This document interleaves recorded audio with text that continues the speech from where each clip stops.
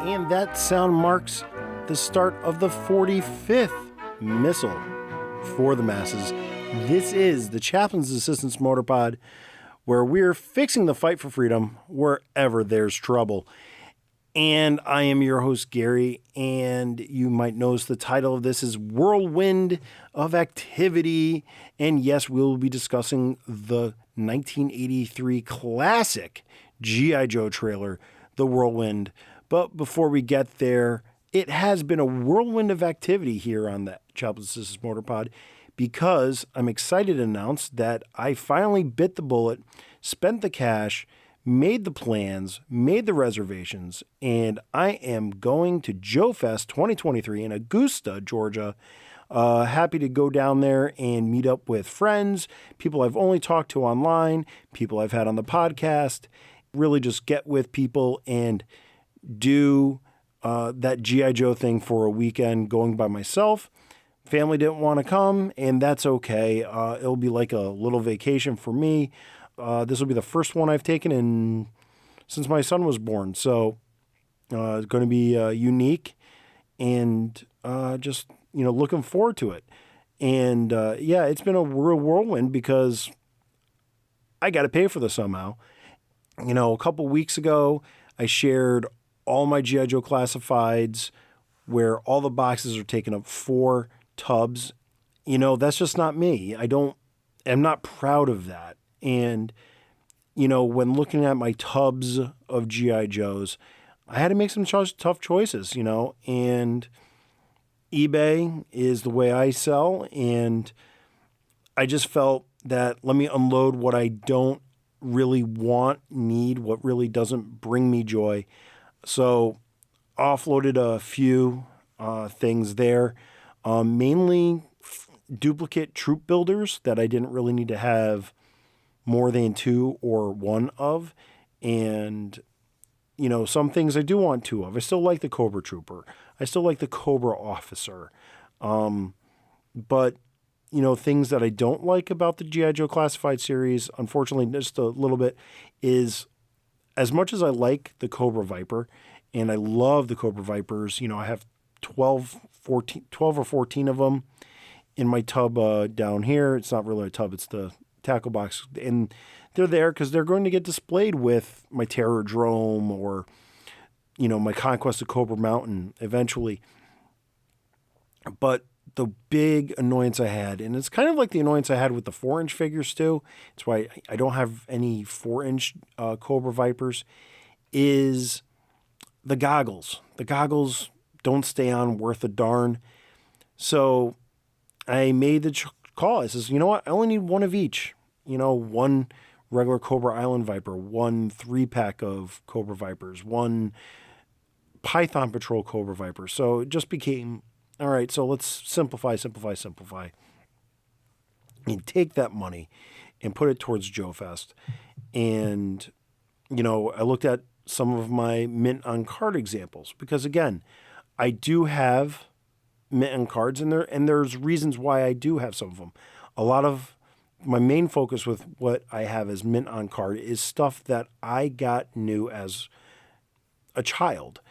And, so I'm not selling my, barbecue mint on card. I'm not selling my torch mint on card. I'm still looking for that airtight mint on card, which is probably going to end up being my holy grail, 1985 Peachback airtight.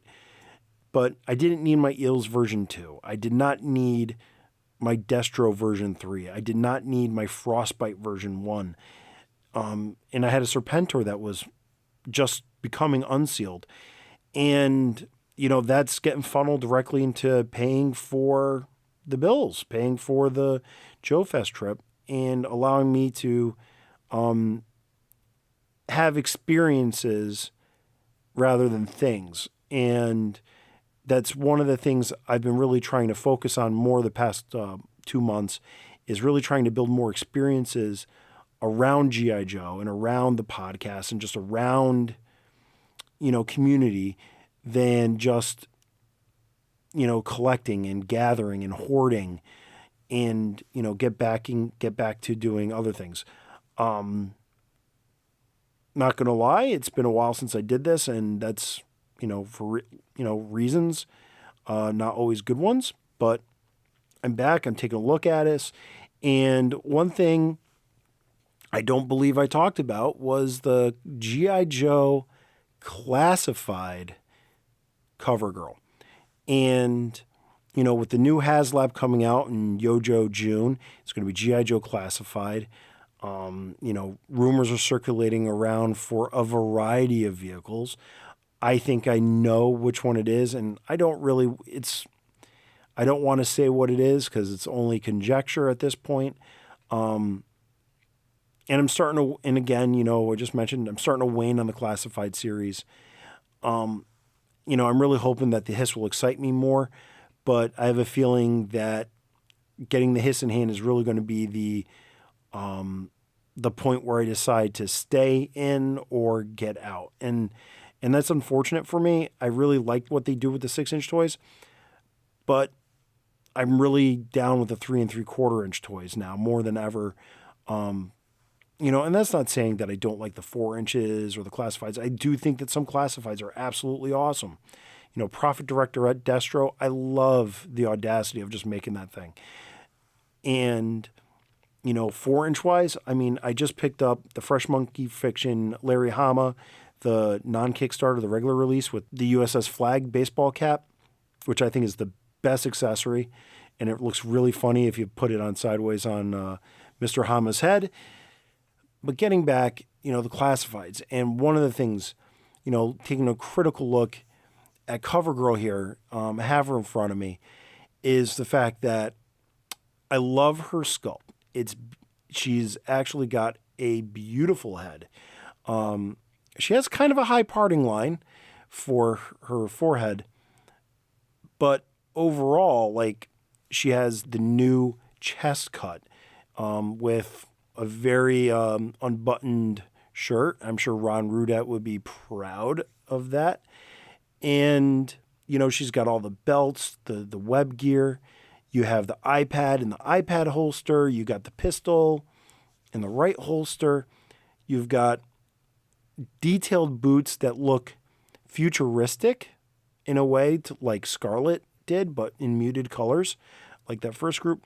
But then she's got that leather bomber jacket with the double elbows. And I like that, So here's a figure where, it looks really cool. And the one area where she falls apart is that upper arm swivel. And I've had mine on display for probably 6 weeks now. And if I've talked about CoverGirl, I really hope I didn't, but just to touch back on it. So where I keep my Classified figures upstairs in my bedroom, it's in a little nook, and it's near where my wife likes to, do her hair and makeup. So it gets a lot of, airflow and heat and stuff. And I'd like to report that my left arm swivel is actually kind of healed on her. The right arm swivel was kind of in a position where she was holding her shotgun and it didn't fix itself yet. So I'm going to relax her a little bit, move her a little closer to where the hairdryer is aimed a little bit, and give her a couple more weeks. And I'm glad I still have her out. I'm glad I still have her on display. She's a driver. She fits really into that, that theme that I like having going on upstairs of characters that are either mildly updated or needed a really good new sculpt. And to me, CoverGirl, while her 83 figure is iconic, she's, other than her figure subscription service and the 4-inch line, she really hasn't had an awesome, commonly available version. I have the comic pack version, but that's the Big Shoulders era, and she does look really good. I do like her with long hair, but, I'm really still enjoying the 6-inch. I'm glad to have her out, and I'm happy that one of her arms is mostly fixed. That really takes care of what's going on in my life of collecting right now. It was swivel on back to 1983's G.I. Joe Whirlwind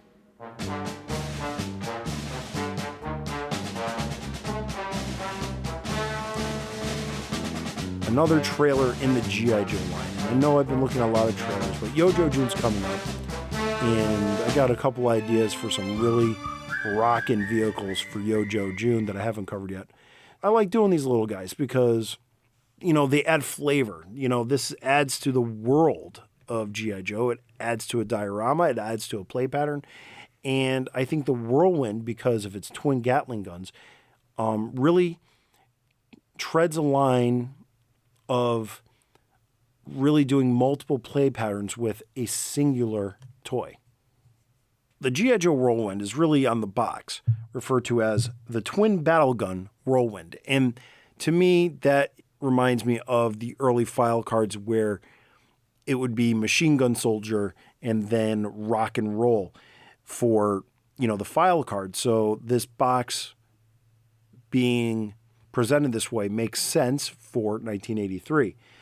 And it claims, with twin-mounted rotating guns, you can move, does not shoot, figure sold separately, and has Rock and Roll manning it.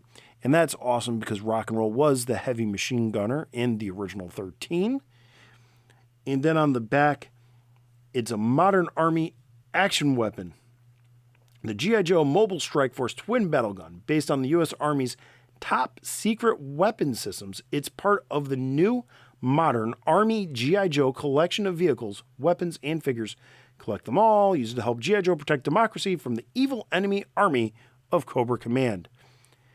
And a little things just to be on the back of the blurb. You have a picture of a prototype Whirlwind. So there's a couple different color choices. It looks like the Gatling guns are in a lighter shade of green or maybe even silver over the green base.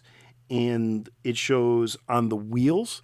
The wheels have a metal post keeping them in place rather than what would eventually happen to just be the plastic molded peg.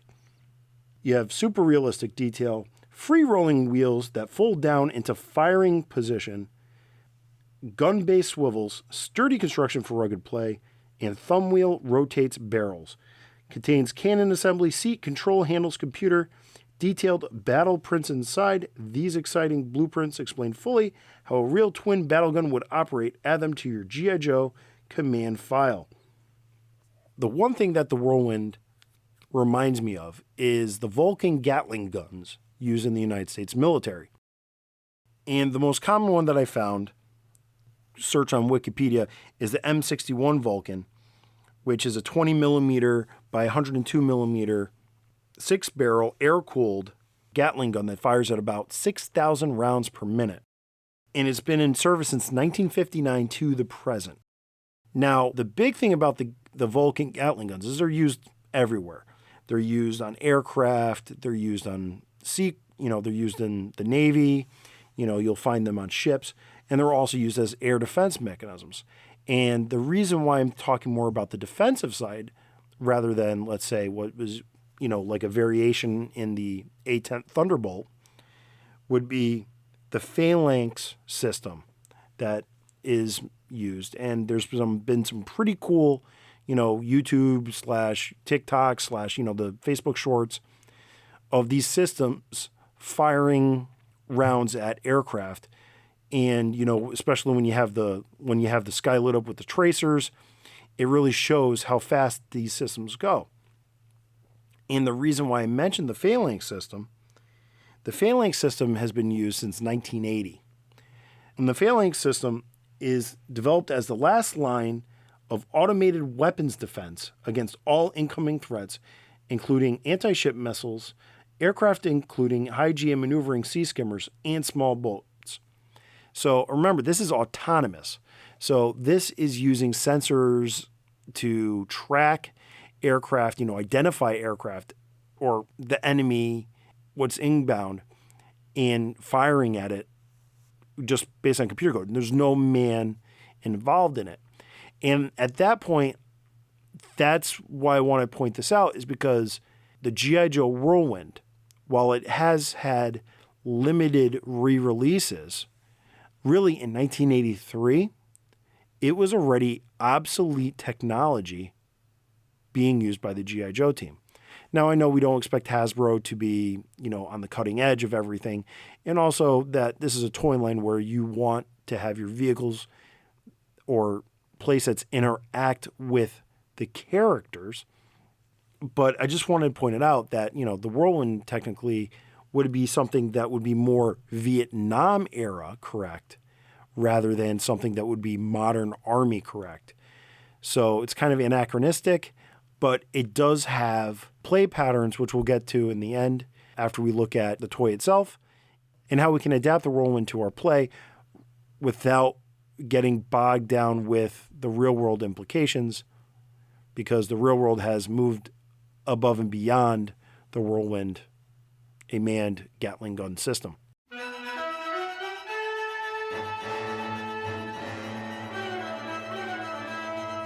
So the Whirlwind is kind of like a value toy. I do like talking about the flag points just to provide insight into where the pricing of this item is, because an action figure was 1 flag point and the Whirlwind was 2 flag points. So we're talking about something a little more expensive than an action figure.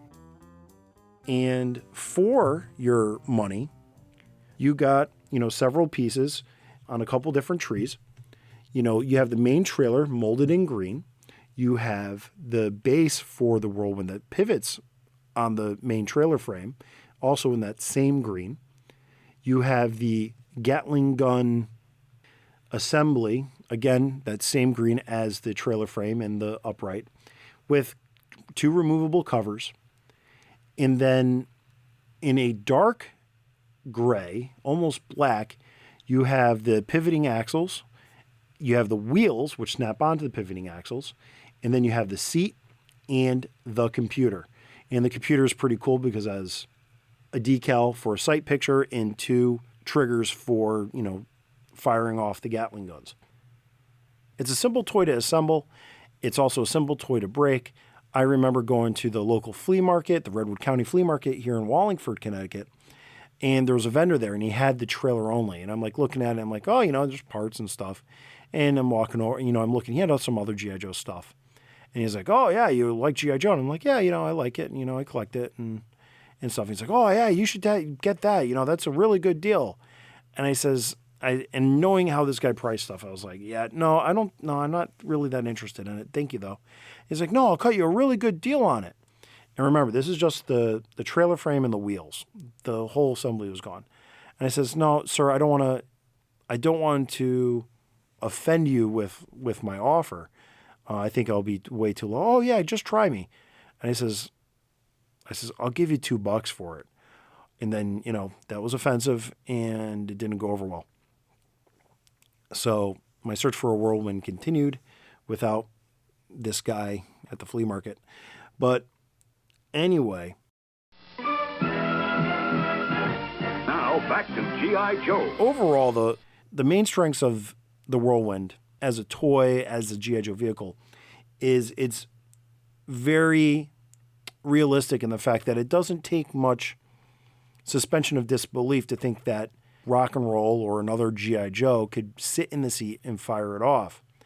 The real flaw in this, coming up front, is there's really nowhere for guns that can shoot 6,000 rounds per minute. And remember, I haven't really reviewed the blueprints yet, is that there's nowhere for the ammo to go, because this would have to hold a lot of ammo. So this is somewhere where if I was customizing it, I would take the ammo boxes from a G.I. Joe hammer and find a way to run belts into the twin Gatling cannons. And, you can just put the ammo boxes or some way, shape, form, you can figure out a way to have them carried on the trailer frame. And I hate saying it, it's going to be kind of like when I reviewed the Jump. They're going to be pointing out things that don't need to be pointed out. Like, it starts off with number 1, the main barrel brace synchronizer. So basically, there is a piece of plastic that crosses near the front of the shield behind the Gatling barrels. And it has some nice detail there. It looks like pseudo hydraulics, molded in that green plastic. It's nicely detailed. That's the first thing. It's like, yeah, it just doesn't belong. And then it moves on to the automatic tracking system access panels. So we're moving behind. We're moving towards the operator's seat. And there's some little like riveted panels on the bottom, like in between his legs. So it's really good detail. I think what would be really cool on this is if they put a decal near there. It would just sell the realism of the Whirlwind a little bit more. Then number 3 goes all the way to the back with the universal tow arm. So that's the tow arm that gets hauled by the Vamp, the Mobat, a Warthog, a Slam. It's, it's there. It can be used with a variety of different G.I. Joe vehicles, and I'm happy it's there because that's what makes it a trailer. And, we all know that when you listen to the Chaplain Systems Motor Pod, you're coming here for the real good trailer reviews. You move on to number 4, which is the hydraulic bioform command seat. I think it's funny that they're just calling the command seat bioform. I don't know, just it makes it sound a lot more exciting. Maybe you could call it a memory foam in this day and age. Just, hey, there's the seat.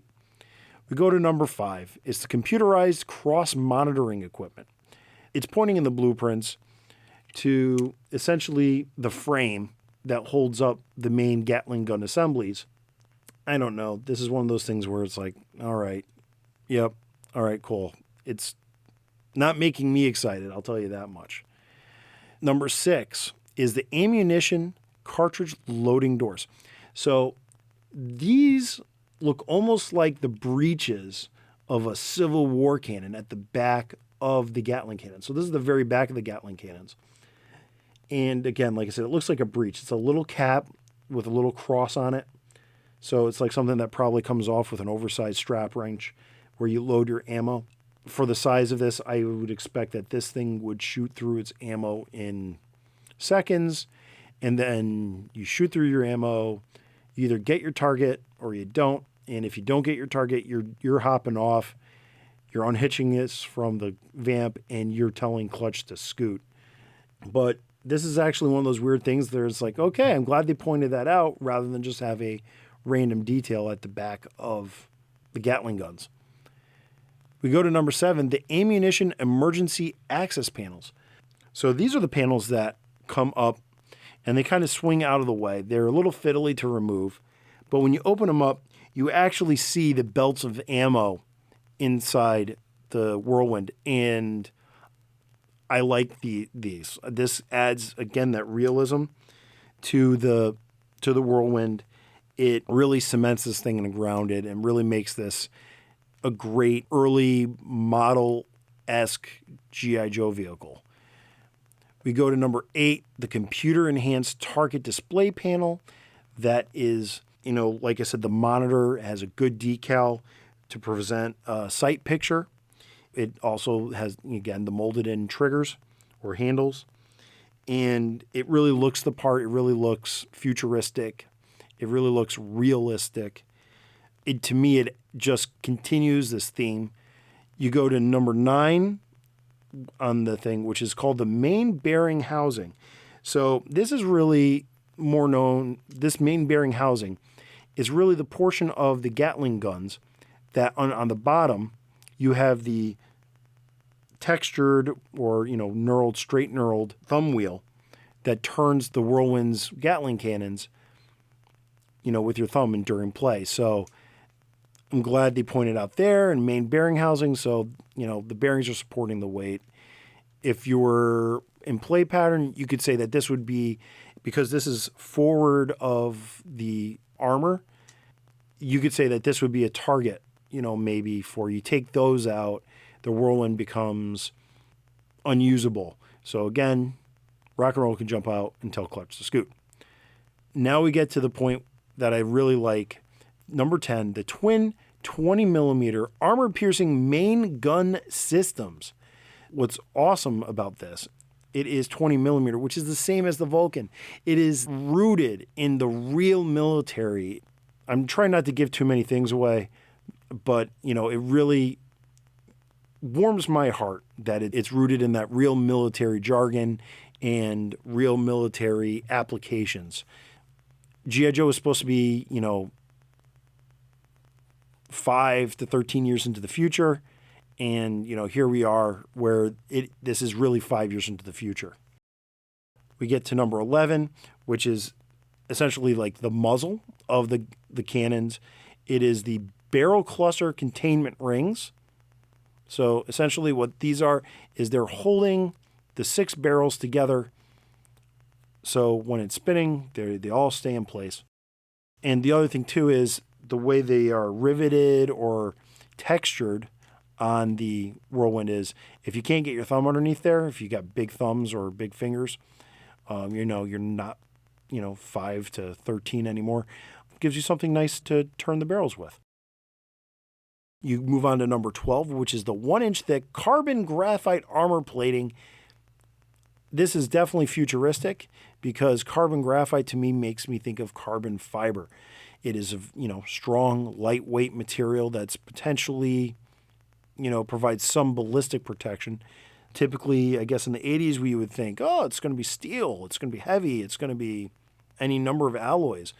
Maybe midway between carbon and carbon graphite, you could call it Kevlar. There's a little bit of that future think there too. We're getting near the end, so you have number 13, which is the turntable, full 360-degree rotation. In the middle of a battlefield, you have this stationed. The wheels are down, the number 14, the collapsible toe wheels, isolation pads. This could be literally in the center of the battlefield. However, the way I would use this most likely as a defensive way in play. And while we're talking about play, let's move into our play patterns with the Whirlwind.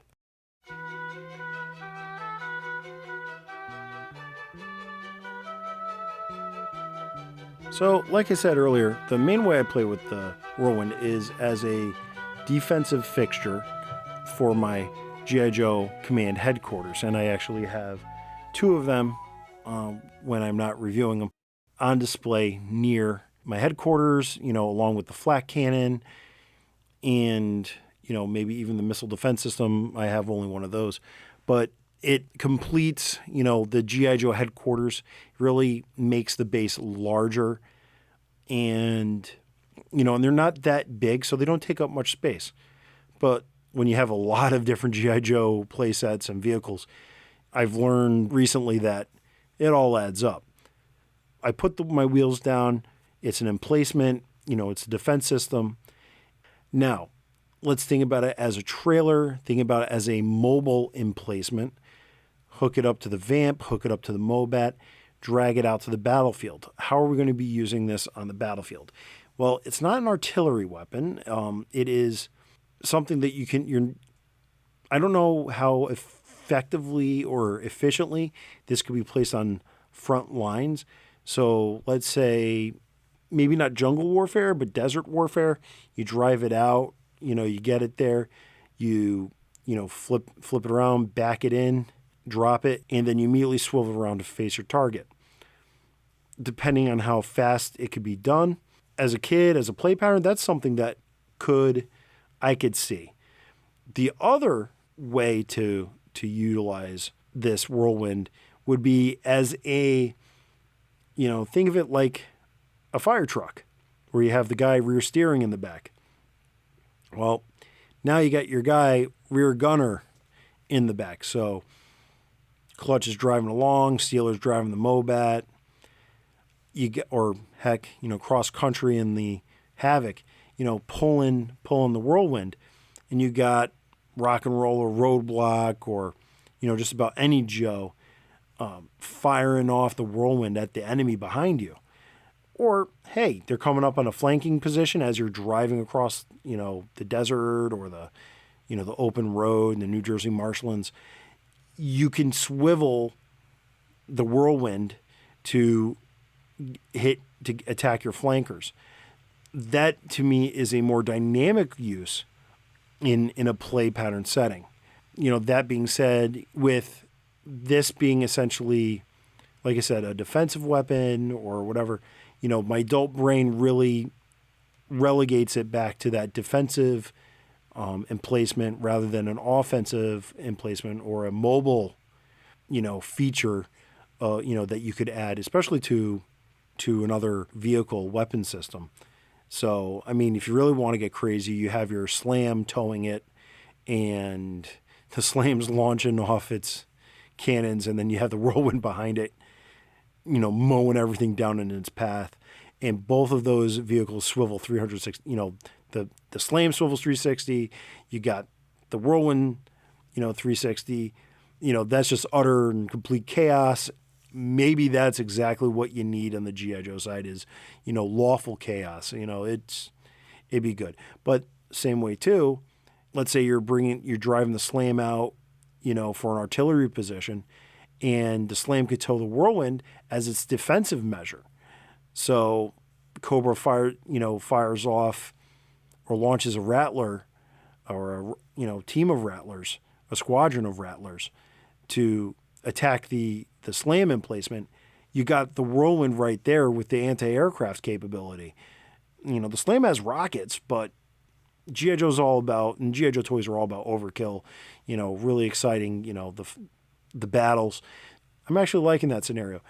The slam and the whirlwind, are going to be a tag team matchup now. I like that. With that being said, the strengths, let's rate this on a scale of 1 to 5 barrels. 1 barrel meaning this is a lame G.I. Joe trailer. The 5 barrels meaning this is an awesome trailer and everyone needs it in the collection. This to me, and it's hard for me to find a really stinky G.I. Joe vehicle. I haven't really, I'm having fun doing this. This is to me a solid 3 barrels out of 5. I think most collections should have this. It's definitely in that sweet era of G.I. Joe. I don't believe everybody wants something like this, and that's okay. I don't think this ticks the box for everybody. But I think the realistic elements offset, the fact that this was essentially obsoleted at the time the toy is produced. But I think some of the play patterns really go there. Unfortunately, it's kind of an average toy, but there's a lot of fun elements to it. And it definitely has purposes for the G.I. Joe toy line. Well, that concludes this 45th Missal for the Masses. I have been your host, Gary, and this is the Chaplain's Assistance Motor Pod. You can find me on social media at Chaplain Joe Pod on Facebook, Instagram, Twitter, or even YouTube. You can also write an email. Let me know how you liked or didn't like this episode, chaplainjoepod@gmail.com. Also, if you're listening to this on Spotify, I'm going to ask a question about the episode, if you liked it or you didn't like it. And also, you can feedback your review of how many barrels you think the Whirlwind is. I've just started figuring out how to read the reviews from the podcast, and I'll just share a couple recent ones. From the Swamp Fire episode, way back in March 24th, I asked the question, is it more of a boat or a helicopter? Well, one person voted and they said it's a boat. And then leaving a skid mark with the Desert Fox 6-wheel drive, who's the best Joe driver? And one person said Clutch. So there you have it. I do look at these, I do read the responses, and I realize I probably should say something on the podcast as well. Anyway, so that's on Spotify. That's a feature of Spotify. Spotify for podcasters is my host, formerly Anchor.fm. And you can, wherever you listen to this podcast, you can leave a review, rate it. It only helps to grow and improve this podcast. The Chaplain's Assistance Motor Pod is the strange, but not estranged, nerdy little brother of The Pint, a pop culture podcast. You can find them on Facebook and social media at The Pint Podcast, or just search The Pint Podcast on Facebook. With all of that out of the way, one final missile for the masses: be decent to each other.